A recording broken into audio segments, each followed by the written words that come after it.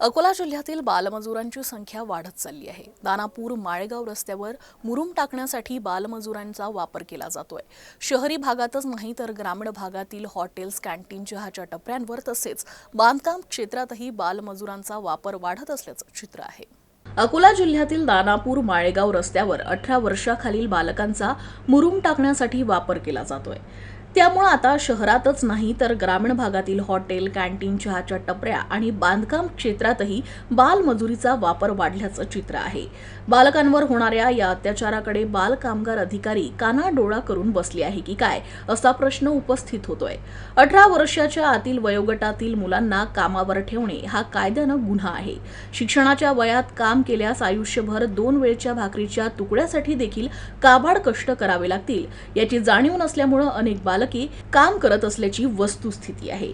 मात्र या मुलांना या मजुरीच्या कामात न टाकता शिक्षणाच्या मुख्य प्रवाहात आणावं आणि संबंधित ठेकेदारावर कारवाई करण्याची मागणी नागरिक करत आहे। दानापूर माळेगाव जे रस्त्याचं डांबरीकरणाचं काम झालं आहे त्याच्या बाजूने कडेनं मुरुम टाकण्याचं काम चालू आहे। या मुरुम टाकायच्या चालू असलेल्या कामावर ज्यावेळेस दानापूर तेलारा जाता येता या ठिकाणी बालमजूर मोठ्या प्रमाणात काम करताना निदर्शनात येऊन राहिले। त्या ठिकाणी ज्यांचं वय सध्या शाळेत जाण्याचं आहे त्यांना डोक्यावर आज मुरुमाचे घमेले घेऊन मुरुम टाकण्याचं काम या ठिकाणी केलं जात आहे।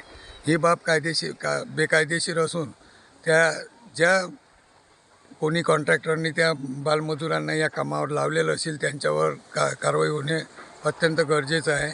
आणि या मुलांना शिक्षणाच्या ऐवजी काम करावं लागते, त्यांना शिक्षणापासून वंचित राहत आहेत।